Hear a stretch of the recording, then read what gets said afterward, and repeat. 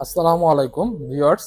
আজকে আমি কথা বলবো এসি ব্যবহারের ক্ষেত্রে কি কি সাবধানতা অবলম্বন করতে হবে এবং কি উপায়ে এসি ইউজ করলে আপনার ইলেকট্রিসিটি বিলটাও তুলনামূলক সবচেয়ে কম আসবে। সো ফার্স্ট অফ অল আপনার ইনভার্টার অথবা নন ইনভার্টার যেই ধরনের এসি থাক না কেন, হ্যাঁ, আপনি যখন এসি ইউজ করবেন এসির পাশাপাশি চেষ্টা করবেন যেন ফ্যানটা না ইউজ করার জন্য। অনেকেই কিন্তু এসি চালিয়ে আস্তে করে ফ্যানটা আমরা ছেড়ে দিই, সেক্ষেত্রে কিন্তু দুইটা প্রবলেম হয়। নাম্বার ওয়ান আপনার যখন ফ্যানটা চলছে রুমের যত ধুলাবালি ময়লা আছে ওটা কিন্তু ডিরেক্ট যে এসির ফিল্টারে যেয়ে পড়ছে। সেক্ষেত্রে আপনারা অনেকেই লক্ষ্য করবেন যে আপনি ১ মাস এসি নিয়েছেন অথবা ২ মাস হলো এসি নিয়েছেন, আপনার এসি দিয়ে শব্দ আসছে নতুন এসিতে। সো আপনারা কিন্তু একটু স্ট্রেঞ্জ হয়ে যান, শোরুমে চলে আসেন অথবা কল সেন্টারে ফোন দেন যে আমার আসলে ২ মাস হয় নাই আমি এসিটা নিয়ে নিলাম, বাট আমার এসি থেকে এখনই শব্দ আসছে। অনেক ঘাবড়িয়ে যাই আমরা। সো এটার কারণ কিন্তু আসলে ফ্যান ইউজ করার জন্য, হ্যাঁ? সো ফ্যানটা ইউজ করলে আপনার এসিতে কিন্তু সর্বোচ্চ ময়লাটা যাবে। রুমের যে ময়লাগুলো আছে সব উড়ে যেয়ে এসিতে লাগবে। সো আপনারা ফ্যানটা এভয়েড করবেন। আরেকটা কারণ আপনারা ফ্যানটা এভয়েড করবেন যেটা ফ্যান ইউজ করলে কিন্তু আপনার ইলেকট্রিসিটি বিলটা বেশি আসবে। কারণ কি? আপনার বাইরের টেম্পারেচার সাপোজ ৩৫ আছে। আপনি রুমের মধ্যে ২৫ টেম্পারেচার সেট করেছেন। এই ২৫ টেম্পারেচার যখন এসি আপনার রুমের মধ্যে এনে দিবে, দেন কিন্তু কম্প্রেসারটা বন্ধ হয়ে যাবে। সেটা কিন্তু ইনভার্টার এবং নন ইনভার্টারের ক্ষেত্রে সেমই ব্যাপার। সো যখন কম্প্রেসারটা বন্ধ হয়ে যাবে তখন কিন্তু আপনার ইলেকট্রিসিটি কনজাম্পশনটা হওয়া শুরু করবে, হ্যাঁ? বাট যখন ফ্যান চলবে তখন কিন্তু এই কম্প্রেসারটা বন্ধ হওয়ার পসিবিলিটি কম। কারণ ফ্যান আপনার বাতাসটাকে শুধু ঘুরাবে রুমের চারপাশে, হ্যাঁ? সো এইভাবে ঘুরতে থাকলে কিন্তু আপনার কম্প্রেসারটা বন্ধ হওয়ার পসিবিলিটি কম। আর কম্প্রেসারটা যদি আপনার সবসময়ই চালু থাকে, আপনার রাত থেকে সকাল পর্যন্ত, সেক্ষেত্রে কিন্তু আপনার বিলটা স্বাভাবিকভাবেই বেশি আসবে। সো আমরা চেষ্টা করব ফ্যানটা এভয়েড করার জন্য যখন আমরা এসি ইউজ করব, হ্যাঁ? এই গেল। আরেকটা ব্যাপার আপনারা অনেক সময় দেখা যায় যে বাইরে থেকে এসছেন, এসিটা একবারে ১৬ দিয়ে ছেড়ে রাখলাম কিংবা ১৮, তো অনেকেই আছে যে ২০ এর নিচে এসি ইউজ করে, হ্যাঁ? সো এইভাবেই কিন্তু আপনার কম্প্রেসারের উপর আ প্রভাব ইফেক্ট পড়ে এবং বিলটাও বেশি আসে। কারণ কি দেখেন, আপনার বাইরের টেম্পারেচার আছে ৩০ এর উপরে, বাট আপনি যদি এই এসিটাকে আপনি আ ১৮-১৬ তে সারেন, এই ১৬ তে আনতে এসির কিন্তু একদম ম্যাক্সিমাম যে শক্তিটা আছে এটা কিন্তু প্রয়োগ করতে হচ্ছে এসিতে, হ্যাঁ? দেন এটা আসতে। বাট এটা যদি আপনি ২৪ এর মধ্যে রাখেন, এসিটা কিন্তু ইজিলি আপনার রুমটাকেও ঠান্ডা করতে পারছে। পাশাপাশি আপনার কম্প্রেসারটাও বেশি শক্তি প্রয়োগ করতে হচ্ছে না। সেক্ষেত্রে কম্প্রেসারটার লংজিভিলিটি বেড়ে যাচ্ছে। আর আপনার ইলেকট্রিসিটি কনজাম্পশন এটাও কিন্তু আপনার খুবই কম লাগছে। সো এইটাও কিন্তু আরেকটা খুবই ইম্পর্টেন্ট পয়েন্ট, হ্যাঁ? এবং আরেকটা বিষয় হলো যে আপনি লং টাইম যদি এসি ইউজ করতে চান, সেক্ষেত্রে কিন্তু আমরা দেখা যায় যে এসির যে সার্ভিসিংটা আমাদের বাংলাদেশে বিশেষ করে ঢাকা সিটিতে যে পরিমাণে ধুলাবালি, আমরা এসির সার্ভিসিংটা আসলে প্রতি মাসে মাসে করাটা উত্তম, বাট প্রতি মাসে এসি সার্ভিসিং করাটা আসলে আহ, অনেক ব্যয়বহুল ব্যাপার। সেক্ষেত্রে আপনারা বাসায় কিন্তু চাইলে নিজেরাই করতে পারেন। সেটা প্রত্যেকটা এসি দেখবেন যে সাইড থেকে খোলা যায় ফিল্টারটা বের করার জন্য, যেটা এয়ার ফিল্টার বলা হয়। অথবা কিছু এসি এখন লেটেস্ট গুলো কিন্তু উপর থেকেই খোলা যায় এয়ার ফিল্টারটা। সো এই এয়ার ফিল্টার গুলো আপনারা প্রতি মাসে একবার করে খুলবেন।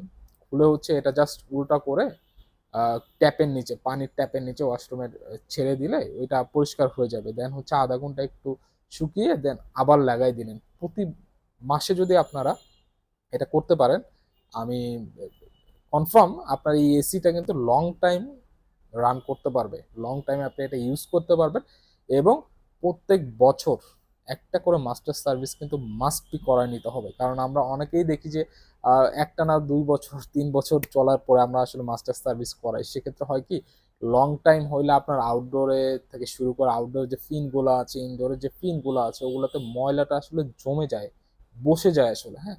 সো ওই সময় ওই ময়লাটা আসলে একদম 100% অ্যাকুরেটলি পরিষ্কার করা একদম কষ্টসাধ্য ব্যাপার হয়ে যায়। সেক্ষেত্রে আপনারা প্রতি বছর যদি একটা করে মাস্টার সার্ভিস অন্তত পক্ষে করায় নেন, এই এসির লংজিবিলিটি কিন্তু আপনার অনেক হাই হবে। এবং আরেকটা ব্যাপার হয়েছে যে অনেকেই আসলে বিভিন্ন ব্র্যান্ডের, লোকাল ব্র্যান্ড হোক, বিভিন্ন স্টিকার প্রোডাক্ট হোক, এগুলা কিনে কিন্তু প্রতারিত হচ্ছেন এবং 2-3 বছরের বেশি আসলে ইউজ করতে পারছেন না। এটার কি কারণ? এটা আমি একটু বলি। যেটা হচ্ছে আপনার যে লোকাল ব্র্যান্ডগুলো আছে কিংবা আপনার স্টিকার প্রোডাক্ট যেগুলো আছে, হোয়াইট প্রোডাক্টে যেটা স্টিকার করে দেয়, এগুলা কিন্তু আসলে কপারের হয়ে থাকে না সাধারণত, এটা কিন্তু অ্যালুমিনিয়ামের হয়ে থাকে।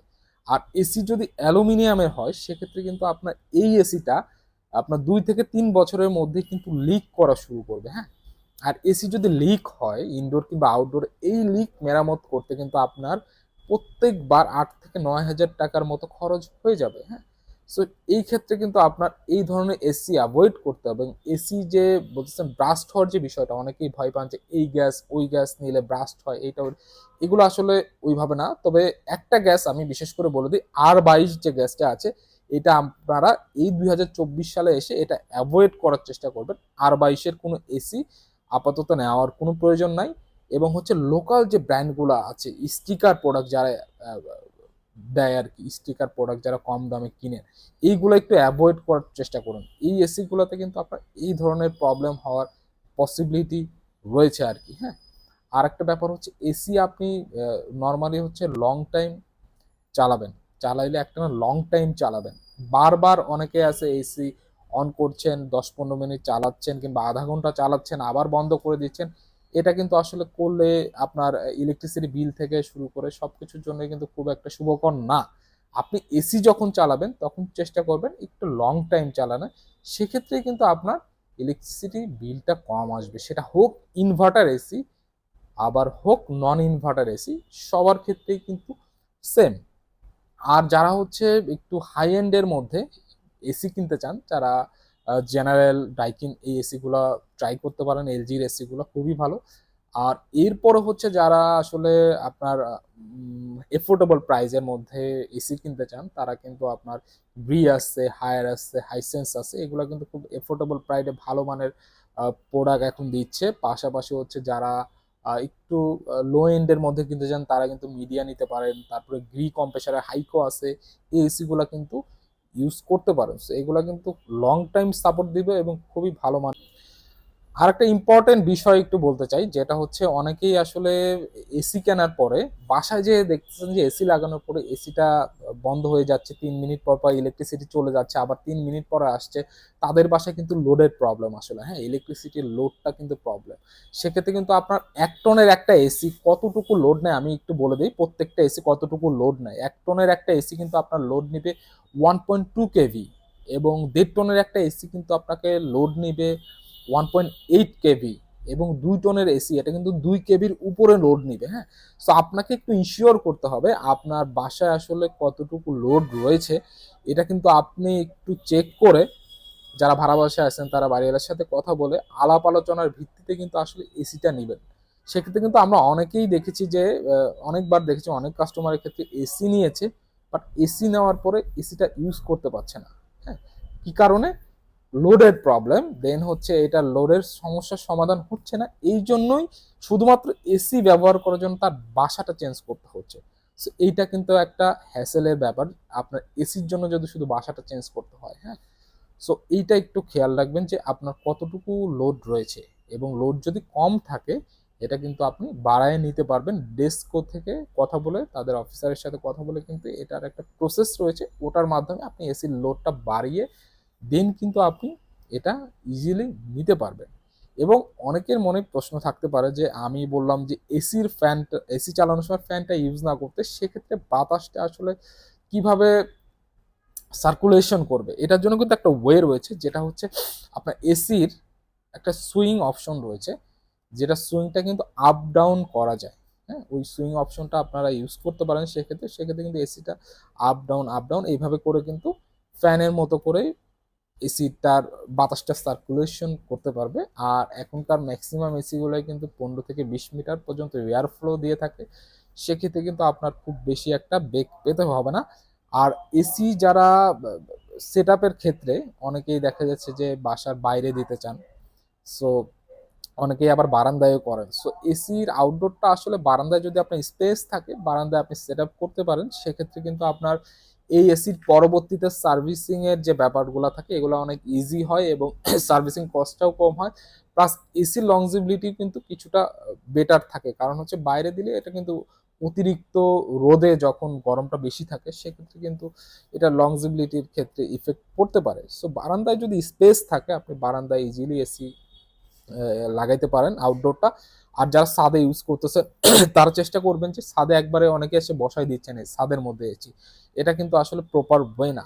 আপনি ছাদে এসি লাগাইলে চেষ্টা করবেন যে ছাদের রেলিং এ একটা অ্যাঙ্গেল দিয়ে একটু উঁচুতে বসাইতে, অথবা নিচে কিছু দিয়ে বসাইতে। কারণ হচ্ছে আপনার বৃষ্টির সময় দেখা যায় পানি টানি ঢুকে পোকামাকড় অনেক কিছু ঢুকতে পারে এসির মধ্যে, সেক্ষেত্রে কিন্তু এটা এসির লংজিবিলিটিতে আপনার ইফেক্ট পড়বে। সো এই ছিল এসির আসলে যাবতীয় মোটামুটি কি কি বিষয়গুলো আপনারা এসি কেনার সময় খেয়াল করতে হবে, কিভাবে এসিটা ইউজ করতে হবে, এইসব ব্যাপার।